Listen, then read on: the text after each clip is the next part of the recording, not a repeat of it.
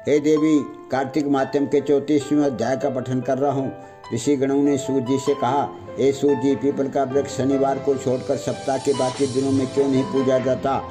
सूर्य जी ने कहा, समुद्र का मंथन करने से जो रत्न देवताओं को मिले थे उनमें से देवताओं ने लक्ष्मी और कौस्तुभ मणि भगवान विष्णु को दे दी थी। और विष्णु भगवान जब लक्ष्मी से विवाह करने के लिए तैयार हुए तो लक्ष्मी ने कहा, प्रभु, जब तक मेरी बड़ी बहन का विवाह नहीं हो जाता आप मुझ छोटी बहन से विवाह कैसे कर सकते हैं? इसलिए आप पहले मेरी बड़ी बहन का विवाह कीजिए, बाद में फिर मुझसे विवाह कीजिए, क्योंकि ये प्राचीन नियम है। सूर्य जी बोले, लक्ष्मी के ऐसे वचन सुनकर भगवान विष्णु ने लक्ष्मी की बड़ी बहन का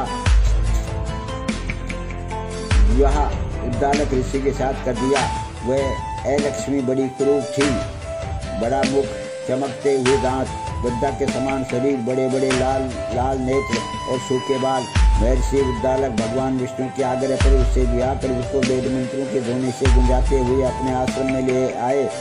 वेद ध्वनि से गुंजित हवन के पवित्र धुएं से सुगंधित मनोहर ऋषि आश्रम को देखकर बहुत दुखी हुई। उसने महर्षि उद्दालक से कहा, इस आश्रम में वेद ध्वनि हो रही है, अतः ये स्थल मेरे रहने की योग्य नहीं है, अतः तुम मुझे किसी दूसरी जगह ले चलो। उसकी बात सुनकर महर्षि उद्दालक ने कहा, तुम यहाँ पर क्यों नहीं रह सकती और तुम्हारे रहने के योग्य दूसरी जगह कौन सी है, ये मुझे बतलाओ। लक्ष्मी जी ने कहा, जहाँ पर वेद ध्वनि होती हो, अतिथियों का सत्कार होता हो, यज्ञ आदि होते हो, उस स्थान पर मैं नहीं रह सकती।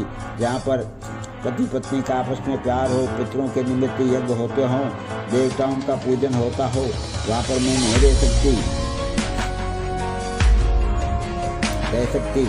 जहाँ दिन रात पति पत्नी लड़ते रहते हो और जहाँ से अतिथि लोग सदा निराश लौटते हों, जहाँ पर पूज्य वृद्धों छठ पुरुषों तथा मित्रों का अनादर होता हो और जहाँ पर अति कठोर वाणी बोली जाती हो, जहाँ पर दुराचारी चोर परिस्त्रीगामी प्राणी रहते हों, वहाँ पर गोयों का वध, मद्यपान, ब्रह्म हत्या आदि पाप होते रहते हैं, वहाँ मैं प्रसन्नता पूर्वक निवास करती हूँ।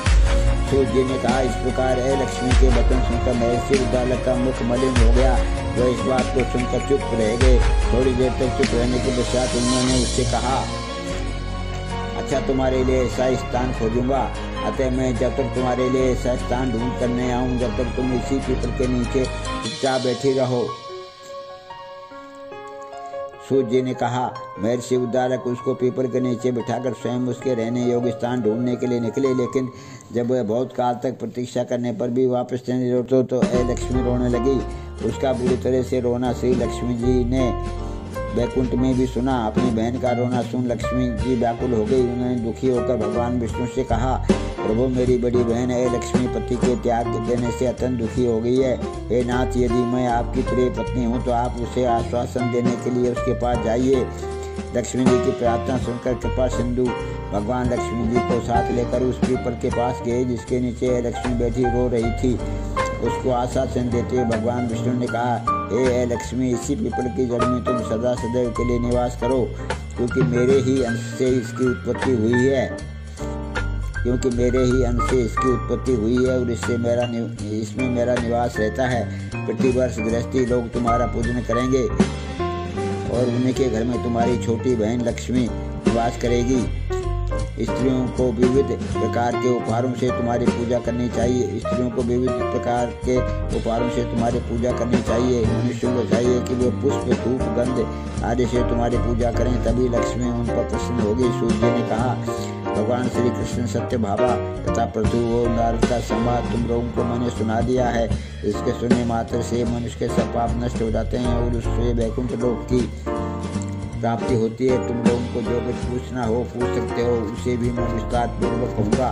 सूर्य की बात सुनकर शौनक आदि ऋषि महर्षि थोड़ी देर तक प्रसन्न चित्त वहाँ बैठे रहे। पश्चात श्री बद्रीनारायण जी के दर्शन करने के लिए चले गए। जो प्राणी इस कथा को सुनता है और दूसरों को सुनाता है, वह इस संसार में संपूर्ण सुख प्राप्त करता है। बोलो।